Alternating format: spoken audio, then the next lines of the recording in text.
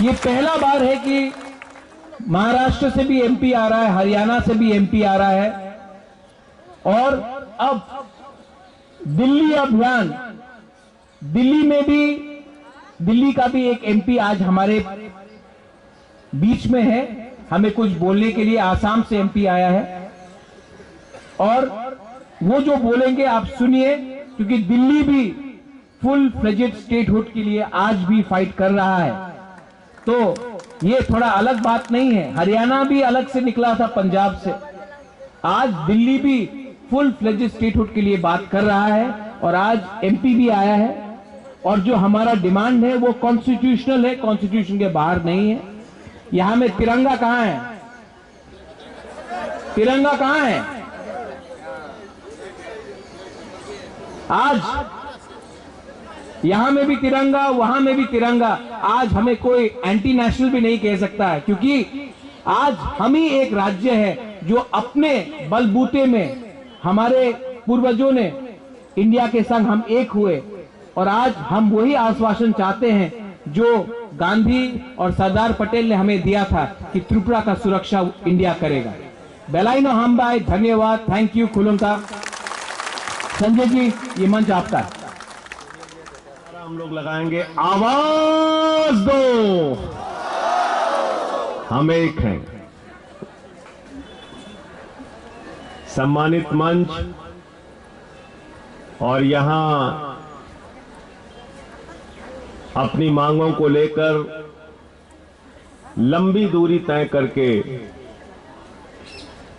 देश की सीमा के राज्य से आए हुए आप सभी आंदोलनकारियों का देश की राजधानी दिल्ली में मैं स्वागत करता हूं, अभिनंदन करता हूं, आप सबका वंदन करता हूं।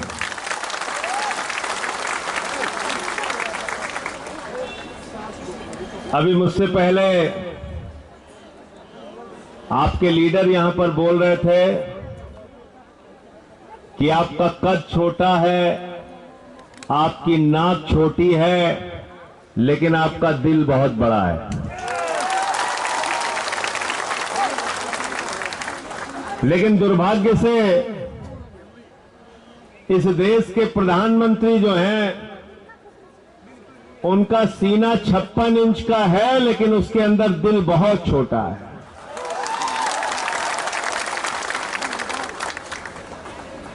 और वो जो उनका दिल है वो सिर्फ अपने लिए धड़कता है, अपने लिए सोते हैं, अपने लिए जागते हैं, अपने लिए उठते हैं, सुबह उठते हैं तो भाषण, रात में सोते हैं तो भाषण, नींद खुल जाती है तब भी भाषण देने लगते हैं।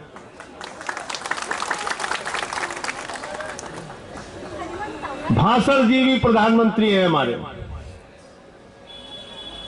अभी इस देश में 1 साल तक किसानों का आंदोलन चला, वो आंदोलन अभी भी चल रहा है। और जब वो बिल लेकर आए थे,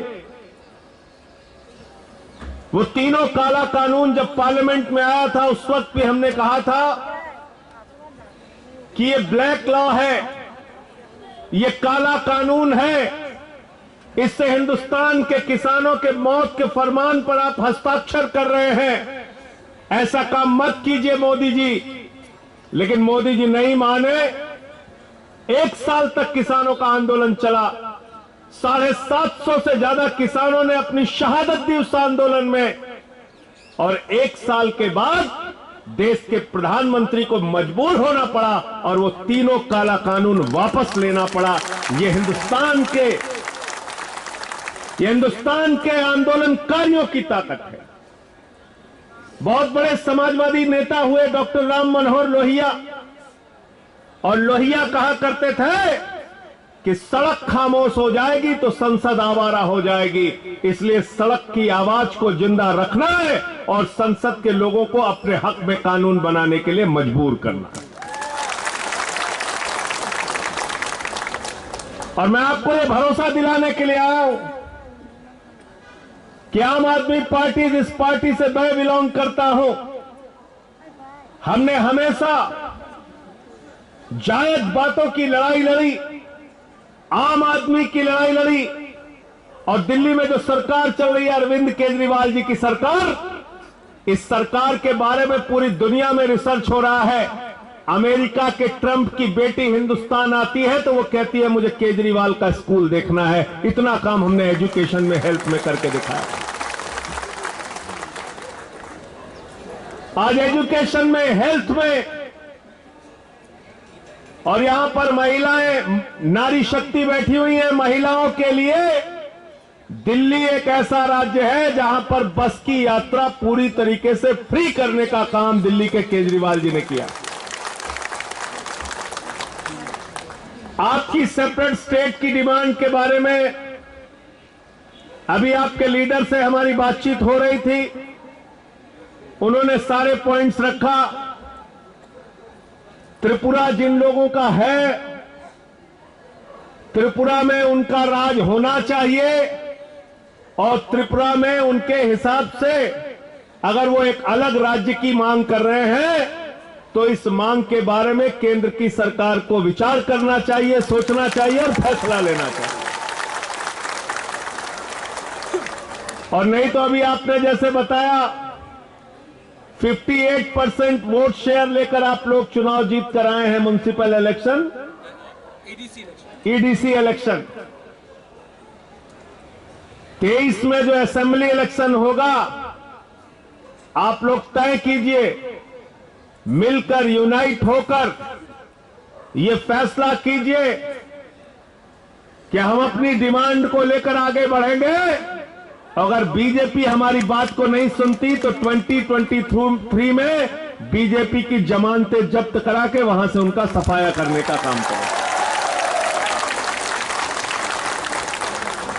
और ये बात मैं इसलिए कह रहा हूं कि बीजेपी ने एक फॉर्मूला दे दिया आपको। वो फॉर्मूला क्या है? भाजपा से कोई भी काम कराना हो तो चुनाव में उनको हरा दो, वो सारी बात आपकी मान लेते हैं। अभी हिमाचल में जमानत जब्त हुई, इतने दिन से डीजल पेट्रोल का दाम वापस नहीं हो रहा था। जैसे ही चुनाव हारे हिमाचल में, तुरंत डीजल और पेट्रोल का दाम कम हो गया। उत्तर प्रदेश में मोदी जी चुनाव की रैली करने गए, सभा करने गए, पूरी भारतीय जनता पार्टी की शक्ति लग गई, भीड़ इकट्ठा करो, भीड़ इकट्ठा करो, भीड़ इकट्ठा करो। आधे से ज्यादा कुर्सियां खाली रही। उनको समझ में आ गया उत्तर प्रदेश भी हारेंगे, तो तीनों काला कानून उन्होंने वापस ले लिया। अभी ईडीसी का चुनाव आप लोगों ने हराया है, डिमांड अपनी जारी रखिए। 22 में यूपी में हारेंगे, पंजाब में हारेंगे, उत्तराखंड में हारेंगे, गोवा में हारेंगे, और जब इनको त्रिपुरा हारने का डर रात में सताने लगेगा तो आपकी मांग को भी मानेंगे। इसलिए चुनाव में हराना,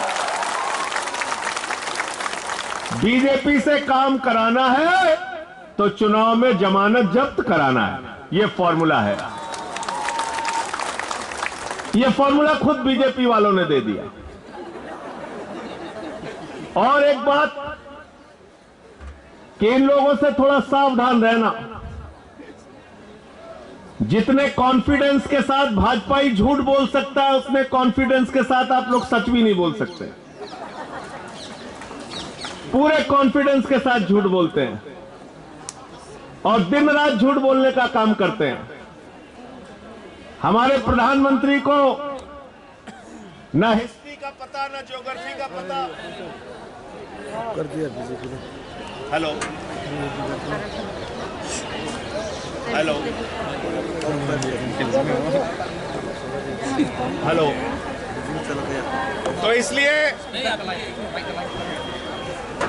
मैं आपकी डिमांड जो है वो अपनी पार्टी की लीडरशिप के सामने रखूंगा और आगे हमारे आपके रिश्ते बने रहें। दिल्ली में हमारे लायक कोई काम हो तो आप बताइएगा, हम सब हाजिर हैं आपके सेवा के लिए। और आपकी जो डिमांड है उसको पूरा स्टडी करके, पार्लियामेंट सेशन में है तो पार्लियामेंट के सेशन में भी मैं आपकी डिमांड को उठाने का पूरा प्रयास करूंगा।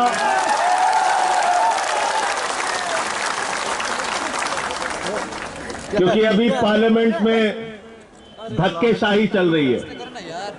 किसी को भी पकड़ते हैं, निलंबित कर दिया, सस्पेंड करके बाहर कर दिया। फार्मर्स बिल पे मैंने भी माइक तोड़ा, टेबल पे चढ़ गया, मुझे भी सस्पेंड कर दिया। कहने लगे साहब संजय सिंह ने तो माइक तोड़ दिया। मैंने कहा तुम किसानों की हड्डियां अगर तोड़ोगे तो हम माइक जरूर तोड़ेंगे। आप लोग एक बहादुर कौम है, इस देश के लिए लड़ते हैं, संघर्ष करते हैं, मरते हैं, मिटते हैं। हाथ में तिरंगा लेकर आप दिल्ली की धरती पर आए हैं। मैं आपको यकीन दिलाना चाहता हूं, आपके इस जंग में, आपकी इस लड़ाई में आपका ये भाई आपके साथ रहेगा। बहुत बहुत शुक्रिया, आपने मुझे यहां बुलाया और इतना सम्मान दिया। बेलाई के हम भाई बोनो,